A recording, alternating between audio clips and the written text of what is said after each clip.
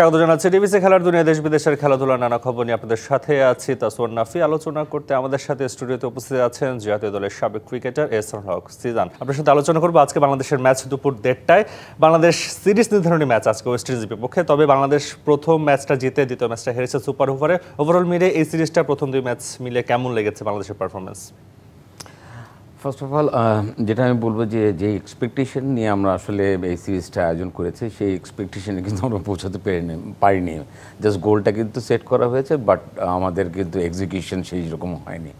Result এখন 1-1 very crucial moment এখন কিন্তু আমরা রয়েছি।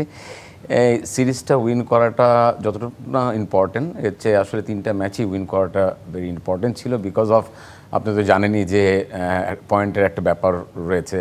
যদি আমি সরাসরি ওয়ার্ল্ড কাপ খেলতে চাই তাহলে 8টা দেশের মধ্যে আসলে ইন করতে হবে। সেই এক্সপেকটেশন অনুযায়ী কিন্তু আমার তিনটা ম্যাচই আসলে জেতার কথা ছিল, বাট আনফর্চুনেটলি আমরা আসলে একটা ম্যাচ হেরে গিয়েছি। আমি আশা করছি যে দ্যাট ওয়াজ অ্যান অ্যাক্সিডেন্ট। প্লেয়াররাও এটা মনে করে, আমরাও এটা মনে করি, বাট রাইট নাও এই ম্যাচটা জিতে যদি অ্যাটলিস্ট সিরিজটা উইন করা যায় তাহলেও কিছুটা পয়েন্ট আগাবে এবং সিরিজটা উইন করবে বাংলাদেশ। আপনি যেটা বললেন টপ 8 থেকে সরাসরি বিশ্বকাপ খেলার একটা বিষয় রয়েছে 2027 বিশ্বকাপ। তবে এইটার জন্যই এমন একটা সিরিজ আয়োজন এবং নিজেদের মতো করে উইকেট বানানো, যে উইকেটটাতে প্রতিপক্ষ দল কখনো খেলে অভ্যস্ত না, এরকম একটি ফাঁদি বলা যায়, সেই জায়গাটাকে নিজেরাই পড়লো কিনা বাংলাদেশ টিম? আসলে ফার্স্টে আমি যদি বলি যে ফাঁদ কিনে এই জিনিসটা আসলে ঠিক না। আপনি যদি দেখেন 2007-2008-এর দিকে সব দেশেই কিন্তু তাদের উইকেট কিন্তু তাদের নিজেদের মতো করেছিল। যেমন ইন্ডিয়া কিন্তু স্ট্র্যাটেজি এখন পর্যন্ত রয়েছে যে আপনি যদি অস্ট্রেলিয়া ইংল্যান্ডের সাথে খেলেন ইন্ডিয়ার সয়েলে, এখনও কিন্তু ওই ফার্স্ট উইকেট বানায় না, ওদের কিন্তু স্পিন ট্র্যাক বানায়। আপনি যদি অস্ট্রেলিয়া যান, বাংলাদেশ টিম বা ইন্ডিয়া টিম যদি অস্ট্রেলিয়া যায়, ওরা কিন্তু স্পিন ট্র্যাক বা ন্যাচারাল উইকেট বানাবে না, ওদের মতো করে উইকেট বানাবে। So home country they will take advantage all the time, এবং সব দেশেই নেই, শুধুমাত্র বাংলাদেশে নেয় না। এখন কালো মাটি আর সাদা মাটি that's the different issue. Because of আমরা মিরপুরে সবসময় দেখে আসছি এটা ব্ল্যাক সয়েল, এবং এই সয়েলের উপরেই কিন্তু খেলে অভ্যস্ত। বাংলাদেশে এখন কয়েকটা ইন্টারন্যাশনাল সয়েল রয়েছে যেটা আসলে ব্রাউনিশ, সেটা হলো যে এক হলো সিলেটে আর একটা হলো চিটংয়ে। আদারওয়াইজ মিরপুরের হোম গ্রাউন্ডে কিন্তু সবসময় ব্ল্যাক সয়েল ছিল। সো আমার কাছে মনে হয় হ্যাঁ, কন্ডিশনটা নিজেদের কাছে করতে নিয়ে চেয়েছে বাংলাদেশ, এটা ঠিক, বাট এক্সিকিউশন তো করতে হবে। এবং ইন্টারন্যাশনালি যারাই আসে তারা কিন্তু একটা ম্যাচের পরে কিন্তু ওরা ওই উইকেটের সাথে কিন্তু অ্যাডজাস্ট করার মতো অ্যাভেবিলিটি রাখে। সো ফাঁদ যেটা বলছেন সেটা আসলে একটা ম্যাচেই আসলে পারবে, কিন্তু পরের ম্যাচগুলো কিন্তু ওদেরও কিন্তু স্ট্র্যাটেজি থাকবে, ওদেরও ভিডিও অ্যানালিস্ট রয়েছে, ওদেরও স্ট্যাটিস্টিক্স রয়েছে। সো কীভাবে আসলে ম্যাচটা বের করতে হবে ওরাও জানে। হ্যাঁ, বাংলাদেশের অ্যাডভান্টেজ এই ব্ল্যাক সয়েলে খেলে, বাট এইরকম উইকেটে কিন্তু বাংলাদেশ টিম অনেক বছর ধরে খেলেনি, সত্যি কথা, এইরকম সয়েলে কিন্তু খেলেনি। এই উইকেটের যে ক্যারেক্টার, সেই ক্যারেক্টারে ওয়েস্ট ইন্ডিজ যেমন নতুন, আমি মনে করি বাংলাদেশও সেরকম। এটা কি টমি হেমিং এর একটা প্ল্যানিং কিনা, বা টমি হেমিং এর এরকম উইকেট যেটা বলা হচ্ছিল আগে তো এরকম কালো উইকেটটা দেখা যেত না, নিচে থাকতো, এই পরিবর্তনটা কি টমি হেমিংকে কিছুটা ক্রেডিট বা আসলে যাই দেন না কেন দেওয়া যায় কিনা? আসলে টমি বেশি না 3 কি 4 মাস হয়েছে আসলে এই ইনচার্জ হয়েছে এই গ্রাউন্ডের। সো একটা উইকেট প্রিপেয়ার করতে মিনিমাম 1 থেকে 2 বছর প্রয়োজন হয়, যে আমি আমার মতো করে প্রিপেয়ার করব ইন্টারন্যাশনাল পর্যায়ে, ইন্টারন্যাশনাল যে কোয়ালিটি মেনটেন করে। সো তাদেরও সময় দিতে হবে। সো এই জায়গাটা হঠাৎ কিন্তু আমার কাছে মনে হয়েছে খেলাগুলো হয়ে গেছে। সো প্রিপারেশন যতটুকু পর্যন্ত পেয়েছে তার চেয়ে আরও ভালো প্রিপারেশন পেলে কিন্তু উইকেটের ক্যারেক্টার অনেকটা চেঞ্জ হতো এবং আরও ভালো উইকেট আমরা পেতাম। যেখানে আসলে এখন দেখেন ওয়ার্ল্ড ক্রিকেটে কিন্তু 300 বেঞ্চমার্ক, 300 প্লাস বেঞ্চমার্ক, সেখানে যদি 300 না হয়, 300 প্লাস না হয়, তাহলে কিন্তু সেই উইকেটকে খুব একটা বেশি ভালো বলা যায় না। সো ওয়ান ডে ক্রিকেটে ওই রকম উইকেট ক্রিয়েট করতে হলে কিছুটা হলেও সময় দিতে হবে টমিরে, এবং যদি কোনো টিমের ইনস্ট্রাকশন থাকে that's the different issue. But যদি উইকেট ভালো তৈরি করতে হয় সময় দিতে হবে ওকে। বাংলাদেশ দল 4 জন স্পিনার নিয়ে খেলছে। আমরা একসময় দেখেছি যখন মাশরাফিরা খেলেছে 4 জন পেসারও আমরা বিনপুরের মাঠে আমরা খেলতে দেখেছি। এই পরিবর্তনটা আসলে কতটা প্রাসঙ্গিক হয়েছে? যে আগে একটা সময় মাঝখানে আমরা 4 জন পেস বোলার নিয়ে খেলেছি, একজন স্পিনার নিয়ে খেলেছে, সাকিবুল হাসান ছিল। এখন আমরা 4 জন স্পিনার নিচ্ছি, একজন পেসার, তাও মুস্তাফিজ, সেও কাটার মাস্টার হিসেবে পরিচিত, তার বলটা স্পিন করে। সেটা আসলে কতটুকু প্রাসঙ্গিক হয়েছে এই পরিবর্তনটা? খুবই ভালো প্রাসঙ্গিক হয়েছে। এখন টিম ফরমেশন হবে উইকেটের উপর বিবেচনা করে, যে উইকেটটা কেমন রয়েছে, অপোনেন্ট কেমন রয়েছে, এটার উপর বিবেচনা করে কিন্তু আপনি কি 5টা পেস বলার খেলাবেন নাকি 5টা স্পিনার খেলাবেন, এটা কিন্তু টিমের ডিসিশন। সো আমার কাছে মনে হয় টিম যে ডিসিশনটা নিয়েছে ইজ দ্য ফ্যান্টাস্টিক ডিসিশন নিয়েছে উইকেটের উপর বিবেচনা করে। এবং ওয়েস্ট ইন্ডিজ টিম স্পিনে কিছুটা দুর্বল, তার উপর বিবেচনা করে 4টে স্পিনার খেলিয়েছে। মুস্তাফিজ এই উইকেটে অনেক ভালো বোলিং করে, প্রিভিয়াসলি আমরা দেখে এসেছি এই উইকেটটা তার মতো করে বোলিং করতে পারবে। সো মুস্তাফিজের ইনক্লুশন আমার মনে হয় পারফেক্ট। আপনি যদি দেখেন শুধু বাংলাদেশে না, আমি যদি গায়ানায় যাই, ওয়েস্ট ইন্ডিজের অনেকগুলো দেশে যাই, ওখানে কিন্তু আমি 4-5 স্পিনার নিয়ে খেলি। সো শুধুমাত্র বাংলাদেশেই 4 স্পিনার খেলাটা আসলে একটা বোলিং না, আমার কাছে মনে হয় না যে একটা উইকেটের উপর বিবেচনা করে কিন্তু ফরমেশন ক্রিয়েট করতে হয়। বাংলাদেশের এই যে লাস্ট সুপার ওভারটা যেটা আমরা দেখেছি, এই অবস্থায় বাংলাদেশের ব্যাটিং অর্ডারটা যেরকম ছিল এবং মিরাজের যে ক্যাপ্টেন্সি, সেটা নিয়েও বেশ সমালোচনা হচ্ছে। আপনি তো মিরাজকে অনেক আগে থেকে দেখেছেন, আপনার সিলেকশনে মিরাজ অনূর্ধ্ব বয়সভিত্তিক খেলাগুলো খেলে আজকে এখানে এসে পৌঁছেছে। মিরাজের ক্যাপ্টেন্সি নিয়ে আপনার কাছে কতটুকু ইতিবাচক দিক মনে হয়েছে? ওয়ানডে ক্যাপ্টেন্সি কিন্তু মিরাজ মাত্র শুরু করেছে। এখন একটা ক্যাপ্টেনকে টিমটাকে হ্যান্ডেল করার জন্য, টিমটাকে গোছানোর জন্য ওর কোনো সময় দিতে হবে। ইন দি মিন টাইম কিন্তু একটা বড় পরীক্ষার মধ্যে কিন্তু মিরাজ পড়েছে। সুপার ওভার কিন্তু বাংলাদেশ টিম কোনো সময় খেলেনি, এবং এই উইকেটে সুপার ওভারে কাকে কে ব্যাটিং করাবে এবং কে বোলিং করবে ইজ এ ভেরি ইম্পর্ট্যান্ট। একমাত্র ন্যাশনাল প্লেয়াররাই কিন্তু, যারা এরকম টেস্ট নিয়ে এসছে, এক্সপিরিয়েন্স রয়েছে, তারাই কিন্তু এই ডিসিশনটা মেক করতে পারে। হ্যাঁ, অনেক কথা হচ্ছে যে মুস্তাফিজের জায়গায় যদি নাসুম বোলিং করতো, যদি রিশাদকে ব্যাটিং করানো যেত, তাহলে হয়তো হতো। সো কিছু কিছু ডিসিশন তো এখন ইম্যাচিউর হিসেবে নিবেই, বিকজ অফ একটা ক্যাপ্টেন ম্যাটেরিয়াল ক্রিয়েট হতে সময় লাগে। একটা ক্যাপ্টেন ম্যাটেরিয়াল যখন ক্রিয়েট হবে তখন কিন্তু নিজেই ডিসিশন নেবে। আজকে আমরা টিভিতে দেখেছি কোচদের সাথে অনেক ডিসকাশন করার পরে কিন্তু ডিসিশনগুলো মেক করা হয়েছে। যদি আমি 5 বছর পরের মিরাজকে দেখি ওয়ানডেতে, এরকম সিচুয়েশনে যদি সে হ্যান্ডেল করে, তখন আর কিন্তু কোচের কাছে ডিসিশন আসবে না, তখন কিন্তু মিরাজই দিতে পারবে। একটা ক্যাপ্টেনের আসলে গার্ডস যখনই ক্রিয়েট হয়, যখন অনেক দিন ধরে বাংলাদেশ টিমের, মানে যে কোনো দেশের টিমের ক্যাপ্টেন্সি করতে পারে, এবং সেই জায়গাটায় আসলে পরিপক্ক হলে এক্সপেকটেশন যখন ফুলফিল করতে পারে, তখনই কিন্তু তাদের ডিসিশন মেকিংগুলো আসে। সো ডিসিশন মেকিং তখনই আসবে যখন আসলে মিরাজ আরও স্টাবল হবে টিমের মধ্যে, সে আরও রিনাউন হবে, মানে অনেক স্টাবিলিটি পাবে ক্যাপ্টেন্সি হিসেবে, তখন কিন্তু সে অনেক ভালো করবে। তবে যেটা আমি মনে করি যে আমার আন্ডার-19 টিমে কিন্তু মিরাজ দুই টার্ম কিন্তু ক্যাপ্টেন্সি করেছে। তাদের মধ্যে কিন্তু ক্যাপ্টেন ম্যাটেরিয়াল কিন্তু আমরা ক্রিয়েট করেছি। আমরা এইজ গ্রুপ থেকেই মিরাজকে আমরা ক্যাপ্টেন্সি হিসেবে ক্রিয়েট করেছি, শান্তও করেছি। সাহেব যদি বলেন, সাহেব যদি কনসিস্টেন্ট হতো, ও একটা captain material. So captain material কিন্তু হঠাৎ আসবে না, লিডিং ক্যাপাসিটি থাকতে হবে, এবং একটা প্রসেসের মধ্যে কিন্তু তাকে ক্রিয়েট করা হয়েছে, সময় দিতে হবে। আমি বললাম, আপনার কাছে কেন মনে হচ্ছে মানে মিরাজ ক্যাপ্টেন ম্যাটেরিয়াল? আপনি তো বয়সভিত্তিক থেকে তার ক্যাপ্টেন্সি করিয়েছেন। এটা ভেরি ইম্পর্ট্যান্ট। একটা ক্যাপ্টেন কিন্তু সবাইকে ম্যানেজ করে নিতে হবে, একটা করে রাখে এবং সে পারফর্ম করে। একটা ক্যাপ্টেন যখন অলরাউন্ডার হয়, তখন কিন্তু যে কোনো একটা জায়গায় পারফর্ম করে। সো তাকে কিন্তু পারফর্ম করাটা ইম্পর্ট্যান্ট। সাথে সাথে টিমকে কীভাবে গুছাবে, টিমের কাছ থেকে কীভাবে ক্যাপ্টেন্সি করে প্লেয়ারদের কাছ থেকে কীভাবে পারফরমেন্স বের করবে, এবং ইন্ডিভিজুয়াল পারফরমেন্সটা যখন কালেকটিভ পারফরমেন্সে পরিণত করবে, সেই সব ক্যাপাসিটি কার মধ্যে রয়েছে। কে ভালো হ্যান্ডেল করতে পারে ইন্টারন্যাশনাল এরিয়া, কে ভালো হ্যান্ডেল করতে পারে মিডিয়া, সেই সব কিছু কিন্তু একটা ক্যাপ্টেন ম্যাটেরিয়ালের মধ্যে থাকবে। শুধুমাত্র পারফর্ম করবে, টিম জিতবে বা সামথিং, এটা কিন্তু এভলিউশন ক্যাপ্টেনের না।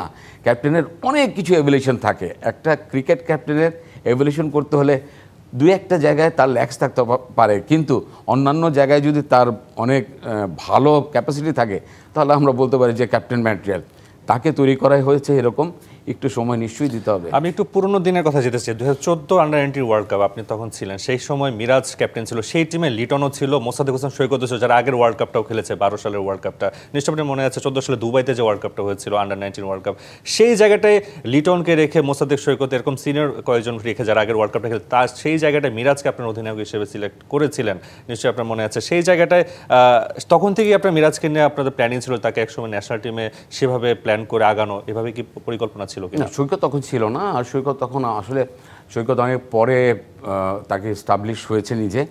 ও সৈকতের ব্যাপারটা হলো কি, সৈকত আন্ডার-19 ভালো খেলেছে, বাট তার পরিণতটা মানে তার ম্যাচুরিটিটা কিন্তু ক্লাব ক্রিকেট থেকে এসছে, এবং যখন সে এইচপি বা ন্যাশনাল টিমে গেছে তখন কিন্তু ও অনেক ফোকাস হয়েছে। হ্যাঁ, যেটাই বললাম যে ওকে কিন্তু আমরা মানে ক্যাপ্টেন ম্যাটেরিয়াল যেটা বলে, আমরা কিন্তু লিটনকেও ক্যাপ্টেন্সি দিয়েছি, লিটন কিন্তু 1 বছর করেছে, একটা ওয়ার্ল্ড কাপ করেছে। সো যারাই আন্ডার-19 ক্যাপ্টেন্সি করে এসছে তারাই কিন্তু ন্যাশনাল টিমে কিন্তু বাই রোটেটলি কিন্তু তারা ক্যাপ্টেন্সি করছে। বাট ফোকাস আমরা খুব বেশি ছিলাম যে মিরাজকে ক্যাপ্টেন্সি করে এবং মিরাজের থেকে ক্যাপ্টেন ম্যাটেরিয়ালটা বের করা, বা শান্ত মিরাজ ভাইস ভার্সা দুজন ক্যাপ্টেন্সি করতো। সো এই জায়গাটা আমরা এমফাসাইজ করছিলাম। এর আগে কিন্তু আমি বলবো না যে ক্যাপ্টেন ম্যাটেরিয়াল আমরা নিয়ে কাজ করেছি, একটা ক্যাপ্টেন সেট করতে হবে, তখন আমাদের মনে হয়েছিল যে না, বাংলাদেশের ক্যাপ্টেন সেট করতে হবে, তখন থেকেই কিন্তু আমরা ক্যাপ্টেন ম্যাটেরিয়ালের উপর কাজ করা শুরু করেছি।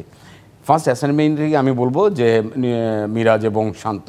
সো সেখান থেকে ডে বাই ডে আকবর এসছে, ক্যাপ্টেন্সি করেছে, সাইফ ক্যাপ্টেন্সি করেছে আন্ডার-19-এ, দেন ভালো ভালো প্লেয়াররা যারা এস্টাবলিশ রয়েছে তারাই কিন্তু ক্যাপ্টেন্সি করেছে। এবং সেটা কিন্তু আমরা আকবরের কথা যদি আমি বলি, আকবর ইন্টারন্যাশনাল এখন পর্যন্ত চান্স না পেলেও ডোমেস্টিক ক্রিকেটে কিন্তু তার ক্যাপ্টেন্সির সুনাম কিন্তু অনেক রয়েছে। সো ইয়েস, আমরা গেম ডেভেলপমেন্টের আন্ডারে ট্রাই করি, প্লেয়ার যেরকম প্রডিউস আমরা করব, ক্যাপ্টেন ম্যাটেরিয়াল আমরা সেট করার জন্য ট্রাই করি। আচ্ছা, একবার ম্যাচে ফিরতে চাই, আপনি যদি সেই জায়গাটায় থাকতেন ম্যানেজমেন্টে, টিম ম্যানেজমেন্ট, সেই জায়গায় কি রিশাদকে আপনি সুপার ওভারের জন্য সিলেক্ট করতেন কিনা, বা আগের এই 50 ওভারের ম্যাচটা যখন রিশাদের যে ইনিংসটা গেলো 14 বল 39, সেখান থেকে রিশাদকে আপনি সিলেকশনে রাখতেন কিনা টপ 3-তে সুপার ওভারে? আমি নিশ্চয়ই বিকজ অফ দেখেন, রিশাদ একটা কেমিও ইনিংস খেলেছে, একদম কম বলে কিন্তু একটা বেশি রান করেছে। সো ওই দিনের জন্য হিজ ফিট এবং তার ব্যাট বলে লাগছে, সে ফোকাস,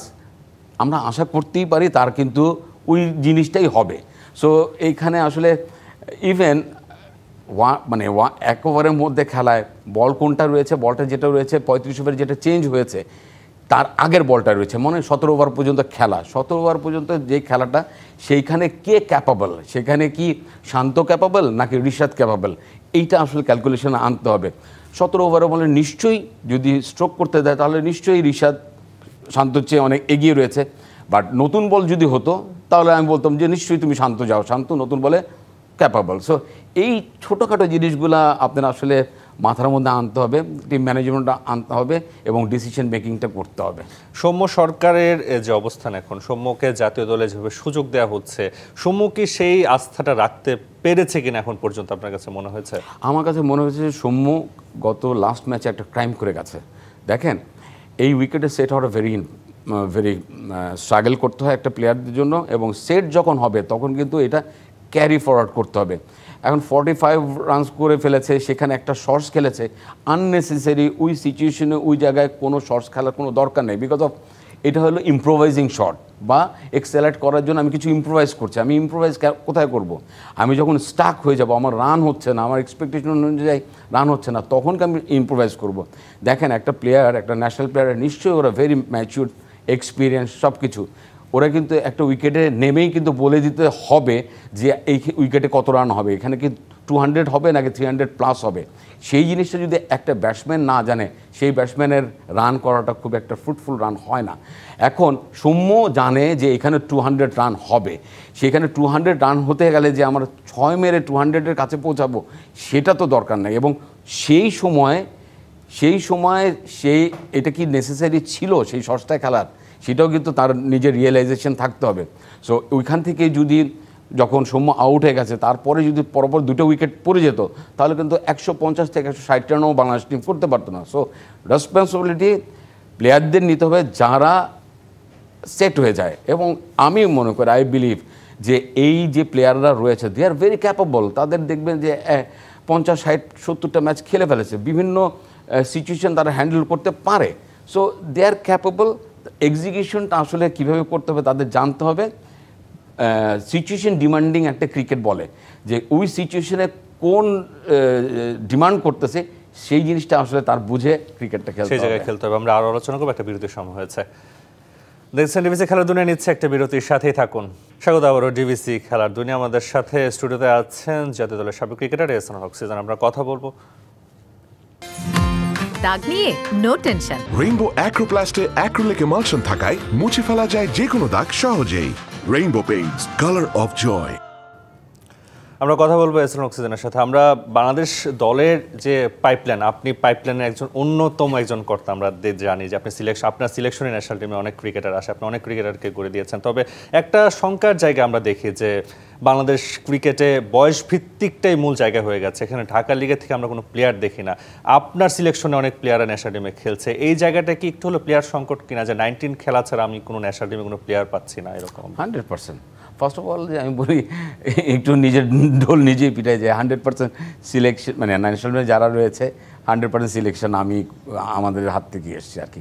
আচ্ছা, যেটা যে কথা হচ্ছিল যে ঢাকা লিগ থেকে কোনো পাচ্ছি না, এটা very alarming to be honest. যে এখন বিভিন্ন পাইপলাইন যদি বিভিন্ন জায়গা থেকে না হয়, ঢাকা লিগ হতে হবে, ফরেন লিগ, ন্যাশনাল লিগ হতে হবে, আন্ডার 19 হতে হবে, বা একটা প্লেয়ার হঠাৎ এক্সট্রাঅর্ডিনারিভাবে আসবে, এরকম 4-5টা জায়গা থেকে যদি প্লেয়ার প্রডিউস না হয়, তাহলে কিন্তু আপনার প্লেয়ারগুলোকে একই ধাঁচে দেখবেন। যেমন গেম ডেভেলপমেন্ট থেকে যেসব প্লেয়ার বের হচ্ছে, আন্ডার 19 যারা ওয়ার্ল্ড কাপ খেলছে তারাই ন্যাশনাল টিমে খেলছে। সো এই প্লেয়াররা কিন্তু একই ফরম্যাট। ঢাকা লিগ থেকে যদি একটা প্লেয়ার আসতো, তাহলে কিন্তু তার অ্যাটিটিউড বলেন, স্ট্রাকচার বলেন, ফরম্যাটটা কিন্তু আলাদা থাকতো। তাহলে কি বাংলাদেশের জন্য অনেক সুবিধা হতো, যে বিভিন্ন ফরম্যাটের প্লেয়ার রয়েছে। আমাদের বেসিক বলেন, ট্যাকটিক্স বলেন, টেকনিক বলেন, সবই একই। অন্যান্য ফরম্যাটের প্লেয়ার, অন্যান্য পাইপলাইন নাই দেখে এই জিনিসটা হচ্ছে। হ্যাঁ, দিস ইজ ভেরি অ্যালার্মিং। আমি এটা বলবো যে লাস্ট 14 বছর 15 বছর ঢাকা লিগ থেকে কোনো প্লেয়ার খুব রেয়ার এসছে, 2 থেকে 3 জন প্লেয়ার রয়েছে। বাট এখন ঢাকা লিগটা যদি ওইভাবে হয়, নতুনভাবে যদি যেভাবে রেনোভেট করা হচ্ছে সেইভাবে যদি আবার মানে রিস্ট্রাকচার করা হচ্ছে, সেটা যদি হয়, তাহলে আমি আশা করি যে ওখান থেকেও প্লেয়াররা ন্যাশনাল টিমে ইন করতে পারবে, যেটা আসলে একটা আমার জন্য একটা প্রেশারটা একটু কম হয়ে যায়। বিকজ অফ সবাই এখন 19-এ না খেলতে পারলে মনে হয় ন্যাশনাল টিমে খেলতে পারবে না, এরকম একটা কালচার হয়ে যাচ্ছে। খেলাও ছেড়ে দেয়, খেলাও এই জন্য মানে খেলাও ছেড়ে দেয়। সো আমার মনে হয় যে অন্যান্য জায়গা থেকেও পাইপলাইনগুলো ক্রিয়েট হয় ন্যাশনাল টিমে গেলে আমাদের জন্য না, সবার জন্য ভালো। ওয়ার্ল্ড ক্রিকেটে আপনি খালি দেখবেন কয়টা দেশের আন্ডার 19 প্লেয়াররা ইনফেসাইজ হয়, কয়টা দেশের আন্ডার 19 প্লেয়াররা ন্যাশনাল টিমে যায়। ভেরি ফিউ কান্ট্রি রয়েছে যারা এইসব স্ট্রাকচারে রয়েছে। বাট বাংলাদেশে একদমই স্ট্রাকচারটা মানে ডিম স্ট্রাকচার হয়ে গেছে, মানে এটা ছাড়া আর হবে না, বিকজ অফ আমাদের ঢাকা লিগটা ওভাবে প্রপারভাবে হয় নাই দেখে। বাট আমি আশা করি ফিউচারে অনেক কিছু হবে। বাংলাদেশ টিমে আমরা দেখছিলাম এর আগের পার্টে আমরা আশরাফুলকে নিয়ে কথা হচ্ছিল। আশরাফুল একটা স্টোরি দেখছিলাম, যেটা আশরাফুলকে নতুনভাবে ব্যাটিং কোচ হিসেবে, ব্যাটিং পরামর্শক হিসেবে জাতীয় দলে নেওয়া হতে পারে, একটা আলোচনা চলছে। সেই জায়গায় সালাউদ্দিনের পরিবর্তে আশরাফুলের ইনক্লুশনটা আপনি কীভাবে দেখেন, এবং সালাউদ্দিনকে যদি বাদ দিয়ে দেওয়া হয় সেটা আসলে যুক্তিগত কিনা? অনেক কঠিন প্রশ্ন। এই প্রশ্নটা আসলে উত্তরটা আমার ক্লিয়ারভাবে আমি দিতে চাচ্ছি না বা দিবও না। বাট আশরাফুল ইনক্লুশনটা আমি যদি বলি, this is the fantastic choice to be honest. Ashraful এমন একটা ছেলে, he is a very good thinker, তার ক্যাপ্টেন্সি ওয়াজ ফ্যান্টাস্টিক, এবং সে লাস্ট ডোমেস্টিক ক্রিকেটে অনেক কাজ করেছে, যেটা আসলে সব প্লেয়ারদের অনেক হেল্প হবে। ভেরি টেকনিক্যাল ইস্যু সে পিক করতে পারে, এক্সিকিউশন কীভাবে করবে সেই জিনিসটাও সে সমাধান দিতে পারে, এবং সবার সাথে খুব ভালো সম্পর্ক। একটা ক্যাপ্টেন যখন, একটা সাকসেসফুল ক্যাপ্টেন যখন একটা টিমের সাথে থাকে, তাহলে তো তখন একটা প্লেয়ারদের এমনি ব্যাকআপ থাকে। সত্যি কথা যে না, আমার পিছে আশরাফুল রয়েছে, সো আমার একটা ব্যাকআপ থাকবেই। রিনাউন একজন প্লেয়ার, রিনাউন ক্যাপ্টেন এবং রিনাউন কোচও এখন আমি বলবো। সো আমার কাছে মনে হয় এই ইনক্লুশনটা একটা খুবই ভালো একটা ইনক্লুশন। আমি সাপোর্ট করি থেকে 110%। বাংলাদেশের ক্রিকেটে আমরা একটা জিনিস দেখেছি, যখন দেশি কোচকে নিয়োগ দেওয়া হয়, আগে যখন সাকিবরা ছিল, তামিম ইকবালরা ছিল, এখানে দেশি কোচদেরকে তারা একটা বেশি গুরুত্ব দিতে চাইতো না দেশি কোচদের। কেন? কারণ তারা তাদের থেকে বেশি ভালো লেভেলে, যেমন শিক্ষক যদি স্টুডেন্ট থেকে ভালো লেভেলে না থাকে, ভালো লেভেলে খেলে না থাকে, সেটা অনেক সময় গুরুত্ব দিতে যেত না। আশরাফুলকে ইন্ট্রোডাকশন করলে এখন যে জেনারেশনটা খেলছে তাদের সাথে সম্পর্কটা কেমন হতে পারে? এটা ভেরি ইম্পর্টেন্ট পয়েন্ট। দেখেন লাস্ট যত কোচ রয়েছে এর মধ্যে খালেদ মাহমুদ সুজনকে আমি আলাদা করে রাখি, বিকজ অফ সেই একমাত্র ন্যাশনাল টিমে কোচিং করানোর সুযোগ পেয়েছে। বাট ভেরি আনফর্চুনেট, অনেক সময় হয় কি ভাগ্য সহায় হয় না, এর দেখে খালেদ মাহমুদ সুজন ওখানে সার্ভাইভ করতে পারেনি। বাট এছাড়া যদি যত কোচ আপনারা দেখবেন যে বাংলাদেশ টিমে ইনক্লুশন হয়েছেন, তারা কিন্তু ন্যাশনাল টিমের প্লেয়ার ছিলেন না। ভেরি ডিফিকাল্ট যে ওদের সাথে কোপ আপ করা, কারণ এখন যারা ন্যাশনাল টিমে খেলছে তারা যেভাবে রান করছে, যেভাবে ফ্যাসিলিটিস পাচ্ছে, যেভাবে তাদের স্ট্যাটটা উপস্থাপন করছে, সেই জায়গাটায় কিন্তু নন ন্যাশনাল প্লেয়াররা কতটুকু পর্যন্ত অ্যাডজাস্ট করতে পারে এটা ডিফিকাল্ট। দেখেন আমি অনেক বড় কোচ হতে পারে, বাট আমার ফিলিংসটা, আমার যে এই যে